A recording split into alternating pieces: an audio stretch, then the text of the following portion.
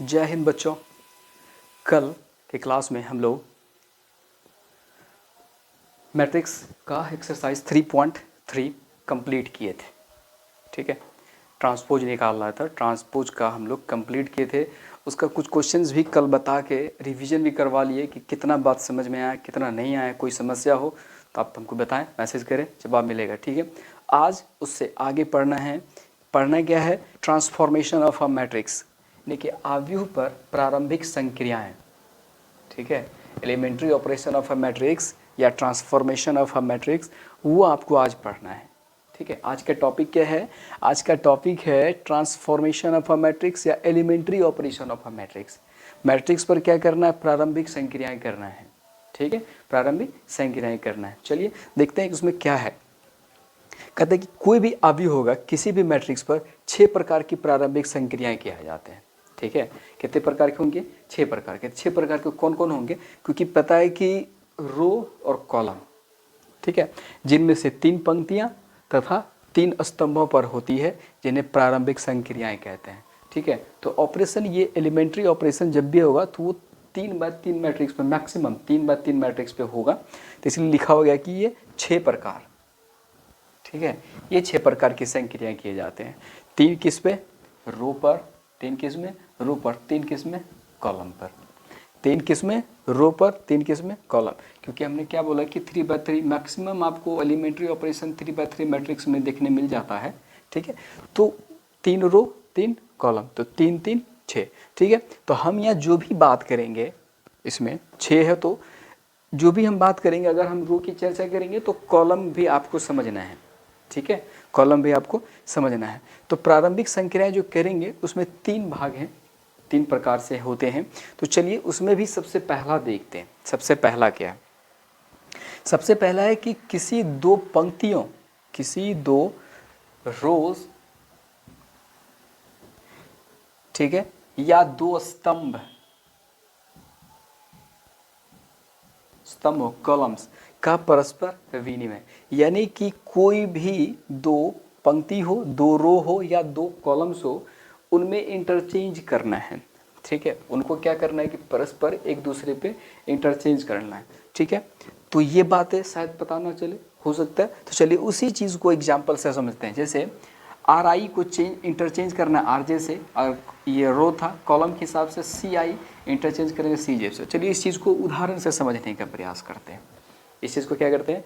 उदाहरण से समझने का प्रयास करते हैं। ठीक है, जैसे हम लिखे हैं कि मैट्रिक्स, जैसे लिखा हुआ कि मैट्रिक्स ए बराबर 1 0 3 5 6 2 4 3 2, ये आपका मैट्रिक्स है। ठीक है, तो इसका ट्रांसफॉर्मेशन आपकी मर्जी है, जिसमें कीजिए। हम करते हैं इसका transformation R1 interchange to R3। ठीक है, हम क्या करेंगे? R1 को R3 से इंटरचेंज करना है। ठीक है, R1 को R3 से इंटरचेंज करना है।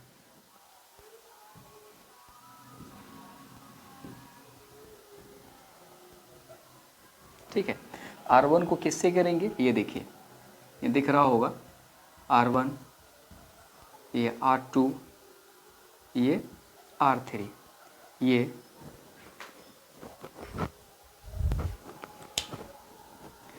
ये है आपका C1, ये है C2, ये है C3। तो हम किस में चेंज कर रहे हैं? R1 interchange to R3। तो R1 इंटरचेंज टू R3, तो इसके लिए फिर मैट्रिक्स क्या हो जाएगा जब इंटरचेंज करेंगे? देखिए, R1 को R3 से इंटरचेंज करना है, यानी कि R3 को R1 की जगह पे ले जाना है और R1 को R3 की जगह पे ले जाना है। ठीक है, तो ले जाना है तो क्या हो जाएगा? ये जाएगा ऊपर 4 3 7, और R2 सेम रह जाएगा 5 6 2, और R1 आ जाएगा R3 की जगह पे 1 0 3। ठीक है, तो ये आपका ये जो लाइन लिखा हुआ है कि किसी 2 पंक्तियों या स्तंभों का, ठीक है, किसी 2 पंक्तियों या स्तंभों का, यानी कि एनी 2 रोज और कॉलम इंटरचेंज करस्पॉन्डिंग इंटरचेंज यानी क्या करें, किसी दो पंक्तियों या दो स्तंभों का परस्पर विनिमय। तो देख लीजिए, दो, एक रो एक रो, ये हमने क्या किया, दोनों रो को इंटरचेंज कर लिया है। ठीक है, R1 को R3 की जगह पे, R3 R1 की जगह पे। ठीक है, जो यहाँ पे बोला गया था दो रो को इंटरचेंज कर सकते हैं आप। यहाँ लिखा हुआ कि दो स्तंभ को भी हम इंटरचेंज कर सकते हैं। ठीक है, दो स्तंभ को भी इंटरचेंज कर सकते हैं। चलिए हम इस स्तंभ को यानी कि कॉलम को इंटरचेंज करते हैं। C1 इंटरचेंज कर लेते हैं हम लोग C2 से।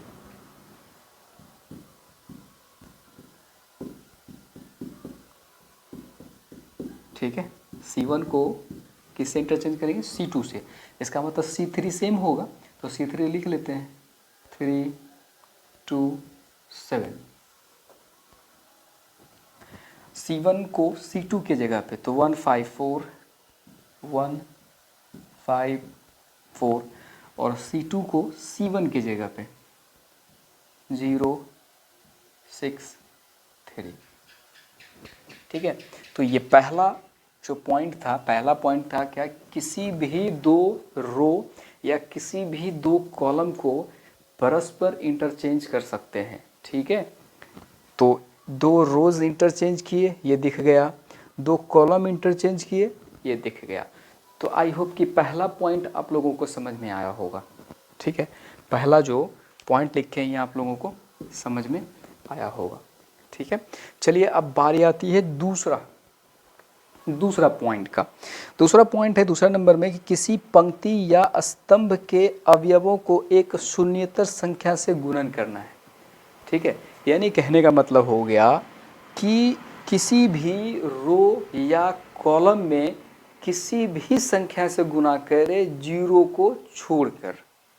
ठीक है, शून्येतर का मतलब ये हुआ कि जीरो को छोड़कर आप किसी भी संख्या से या तो रो में या कॉलम में जो एलिमेंट होगा, ठीक है, जिसमें आपको गुना करना हो उसमें आप गुना कर सकते हैं। लेकिन याद रहे कि जीरो को नहीं गुना करना है। किसको गुना नहीं करना है, आपको जीरो को गुना नहीं करना है। ठीक है, जीरो को क्या नहीं करना है, गुना नहीं करना है। ठीक है, तो चलिए, तो यहाँ क्या है, आर आई के गुना आर आई। अब आर आई का मतलब ये हुआ या तो पहला कॉलम में गुना कर लीजिए, दूसरा कॉलम में गुना कर लीजिए, या तीसरा कॉलम में गुना कर लीजिए, जिसमें आपकी मर्जी है। और सी आई के सी आई है ट्रांसफॉर्मेशन यानी कि करने के लिए, तो आपको सी आई का मतलब ये हो कि पहला कॉलम में कीजिए, दूसरा कॉलम में कीजिए, तीसरा कॉलम में कीजिए, जिसमें आपकी मर्जी है आप उसमें गुना कर सकते हैं। ठीक है, तो चलिए देखते हैं। जैसे एग्जांपल में लिखे हैं कि ए बराबर मैट्रिक्स ए बराबर 1 2 1 3 1 2 0 1 2। ठीक है, अब इसमें अगर हम ये कहें कि R2 में हम करते हैं 1/2 R2। ठीक है, क्या करते हैं 1/2 R2। ठीक है, तो ये नहीं कहने का मतलब R2, ठीक है, ये रहा आपका R1, ये रहा आपका R2, और ये रहा आपका R3। ये है आपका कॉलम 1, ये है कॉलम 2, ये है कॉलम 3। तो हम क्या बोले हैं कि हमको ट्रांसफॉर्मेशन किस में करना है, चेंजिंग किस में करना है, R2 में। मतलब ये वाला में हमको चेंजिंग करना है, किस में करना है, इसमें चेंजिंग करना है। ठीक है, तो कितना से भाई, तो 1/2 को R2 में गुना करना है। तो चलिए ट्रांसफॉर्मेशन करके क्या आता है।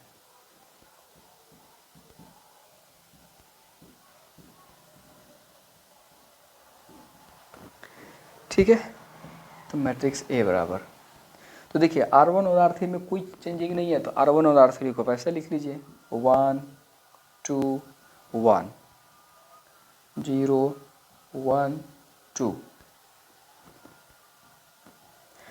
तो 1/2 गुना करेंगे तो ये रहा 3 गुना 1/2, तो क्या हो जाएगा ये 3/2। तो यहाँ लिखेंगे 3/2।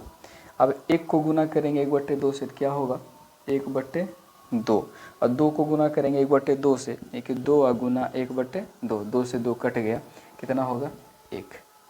ठीक है, तो ये इतना बात समझ में है। अब ये था आर के लिए। अगर हम कहें कि कॉलम में हम परिवर्तन करना चाहें, ठीक है, ये कॉलम में, तो मान के चलिए C3 में करते हैं। C3 में क्या करते हैं, C3 में 1/2 से,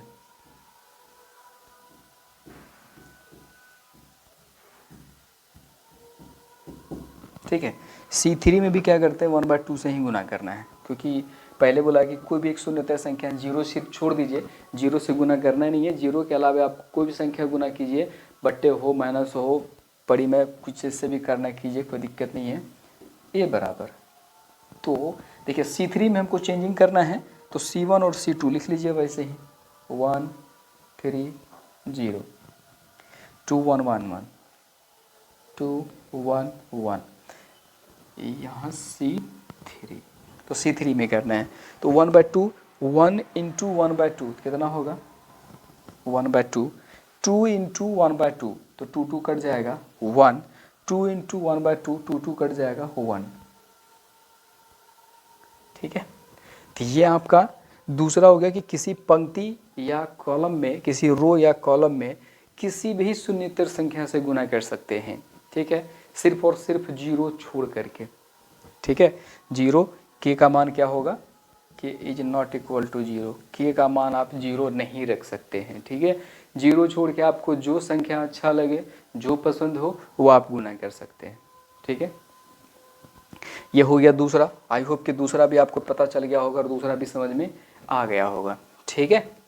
चलिए अब बात करते हैं तीसरे पॉइंट की, बात करते हैं तीसरे पॉइंट की। तो तीसरा पॉइंट क्या है कि किसी रो अथवा कॉलम के अवयवों में से किसी अन्य रो अथवा कॉलम के संगत अवयवों को किसी शून्येतर संख्या से गुना करके जोड़ना, ठीक है।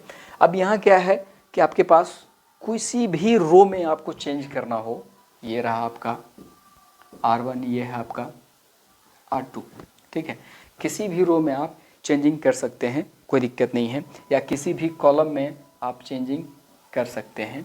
तो शून्येतर संख्या मतलब जीरो सिर्फ नहीं रखिएगा, जीरो के अलावा आपको जो संख्या रखना आप रख सकते हैं, ठीक है। तो वो जीरो छोड़ दीजिए, उसके अलावा आपकी मर्जी है, जो संख्या आपको रखना है रखिए, ठीक है। चलिए हम R1 में परिवर्तन क्या करते हैं,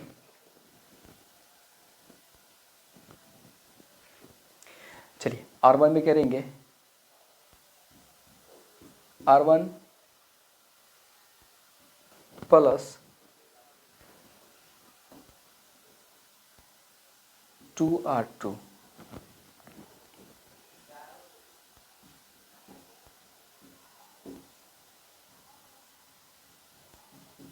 ठीक है। चलिए देखिए हमको परिवर्तन किस में करना है, R1 में, तो R2 में तो कुछ करना नहीं है, तो R2 को लिख लीजिए ऐसे ही 3 4। जिसमें मुझे चेंजिंग नहीं करना है, जिसमें आपको कोई भी परिवर्तन नहीं करना है, आप उसको पहले लिख लीजिए, जिसमें परिवर्तन करना है तब उसमें सोचते हैं। यहाँ जो जो हमने किया है R1 दिख रहा होगा जोड़ 2R2, तो 2R2 का मतलब क्या हो गया, R1 देखिए पहला यानी कि A11 क्या है 4 प्लस 2R2, तो R2 में यहाँ दिख रहा होगा पहला एलिमेंट 3, 2 इंटू 3, तो ये हो गया 4 प्लस 3 2 जा 6, 6 4 कितना 10, तो यहाँ कितना होगा 10। उसके बाद 5 है यहाँ 5 प्लस, उसके बाद 2 इंटू ये कितना 4, 5 प्लस 4 2 जा 8, 8 5 13, ठीक है।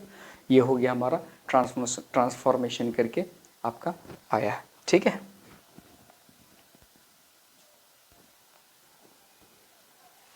देखिए यहाँ पे जोड़ना, आप घटाना भी आपको मर्जी होगा तो घटा भी सकते हैं, ठीक है, आपकी मर्जी होगा तो जोड़िए या घटा कराइए, कोई फ़र्क पड़ता नहीं है, दिक्कत नहीं है।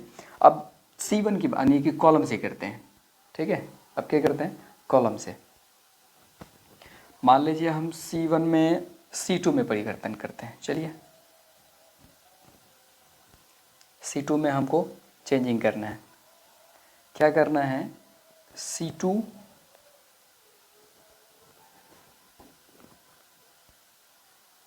माइनस, या जोड़ ही लीजिए कोई दिक्कत नहीं है, 2 इंटू C1,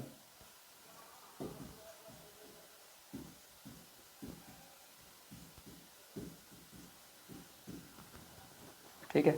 तो A बराबर, अब देखिए आपको परिवर्तन किस में करना है, C2 में। तो C2 में परिवर्तन करना है, मतलब इसमें परिवर्तन करना है। तो C1 में तो कुछ करना नहीं है, तो C1 लिख लीजिए, ठीक है। तो चलिए अब C2 में क्या परिवर्तन करना है, कहता है कि C2 यहाँ लिखते हैं, C2 5 plus 2C1, 2 into C1 का पहला दिख रहा होगा 4, तो 4 2 जा 8 प्लस 5 13 हो गया। तो यह क्या हो जाएगा 13। उसके बाद है 4 प्लस 2C1, तो 2 इंटू 3, 3 2 जा 6 प्लस 4 10, ठीक है। तो ये हमारा तीनों पॉइंट थे elementary operation of a matrix से, ठीक है। ये तीनों पॉइंट्स थे हमारा elementary operation of a matrix से। इसके बाद इतना समझ में आ गया होगा, तो इसकी मदद से, इसकी सहायता से हम लोग एक्सरसाइज बनाएंगे, ठीक है। इसकी सहायता से हम लोग एक्सरसाइज बनाएंगे, ठीक है। चलिए बच्चों, अब अगला टॉपिक देखते हैं। अगला टॉपिक क्या है कि व्युत्क्रमणीय अवयव, इन्वर्टेबल मैट्रिक्स, यानी जिसको कहेंगे आगे जब चलेंगे चैप्टर में सीधा कहेंगे इन्वर्स निकालना है, ठीक है। क्या निकालना है इन्वर्स निकालना है, इन्वर्स निकालना है। तो व्युत्क्रमणीय अवयव यानी कि इन्वर्टेबल मैट्रिक्स। तो इन्वर्टेबल मैट्रिक्स क्या है, उसका डिफिनेशन क्या कह रहा है, देखिए। कहता है कि यदि कोई मैट्रिक्स ए जिसका ऑर्डर आपको m/n है, एक वर्ग आव्यूह है, ठीक है। क्या होना चाहिए, एक वर्ग आव्यूह है।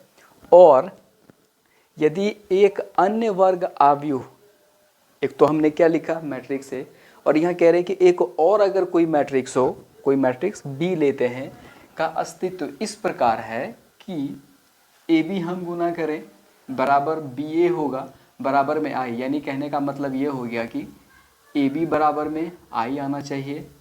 बी ए बराबर में अगर आई हो तो ये कहेंगे कि ए बी बराबर बी ए बराबर आई, ठीक है। तो इसका मतलब ये हो गया कि ए, ठीक है, ए जो है इन ए का इन्वर्टेबल मैट्रिक्स यानी इन्वर्स मैट्रिक्स क्या होगा, बी इन्वर्स होगा, ठीक है। ए का इन्वर्टेबल यानी इन्वर्स मैट्रिक्स क्या हो जाएगा, बी इन्वर्स हो जाएगा, ठीक है। तो इसको किसके द्वारा निरूपित करेंगे, सूचित करेंगे, ए इन्वर्स। यहाँ है मैट्रिक्स ए, तो इसलिए ए इन्वर्स। अगर हम यहाँ मैट्रिक्स जेड मानते तो हमारा किससे सूचित करते, तो जेड इन्वर्स से। अगर हम मैट्रिक्स बी मानते यहाँ पे तो उसका इन्वर्स क्या होगा, बी इन्वर्स। अगर आप डी मानते तो उसका इन्वर्स क्या होगा, डी इन्वर्स। इतना क्लियर है।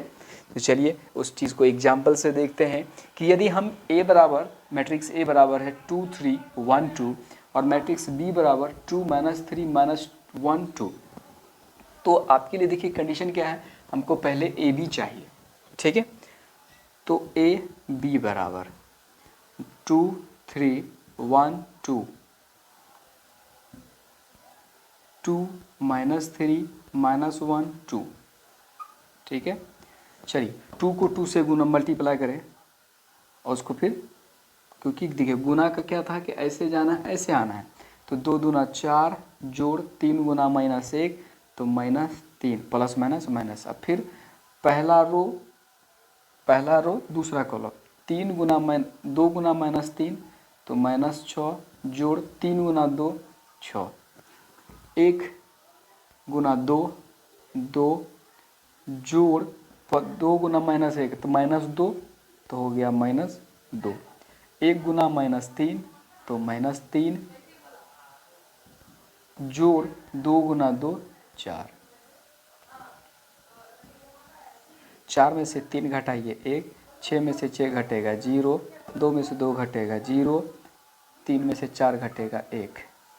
ठीक है, अब देखिए इसका मतलब क्या, ये आइडेंटिटी एलिमेंट है। आइडेंटिटी एलिमेंट्स इससे पहले भी लिखे हैं कि आइडेंटिटी एलिमेंट्स उसको कहते हैं जिसका डायगोनली एलिमेंट्स सिर्फ एक हो, उसके अलावा जितने भी एलिमेंट्स होंगे वो सारे के सारे जीरो होंगे। तो आप यहाँ देख लीजिए इसके डायगोनली एलिमेंट्स क्या हैं, 1 1 हैं, उसके अलावा जीरो, जिसका मतलब ये आइडेंटिटी एलिमेंट्स। तो ए भी निकाल लिए। अब हमको निकालना है बी ए। अब चेक ये करना है कि क्या बी ए बराबर भी आई आता है, क्या बी ए बराबर भी हमारा आई आता है। तो matrix B into matrix A, अब इसको मल्टीप्लाई करेंगे, एल शेप में ऐसे जाना ऐसे आना, 2 को 2 से मल्टीप्लाई करेंगे 4 -3 + 1 तो -3, 2 3 जा 6, -3 2 जा -6, -1 × 2 -2, 2 × 1 तो +2, -1 × 3 -3, 2 2 जा 4। तो इसका मतलब 4 में से 3 गया 1, 6 में से 6 0, ये हो गया 0, ये हो गया 1। तो यहाँ देखिए फिर यहाँ क्या आ गया, आई, यानी ए बी बराबर बी ए बराबर आई, एम्प्लाई दैट ए का इन्वर्स क्या होगा, बी। हम जो एक अन्य मैट्रिक्स यहाँ पे लिए थे जिसका अस्तित्व होगा वो इसका इन्वर्स होगा। ठीक है, वो इसका इन्वर्स होगा। ठीक है।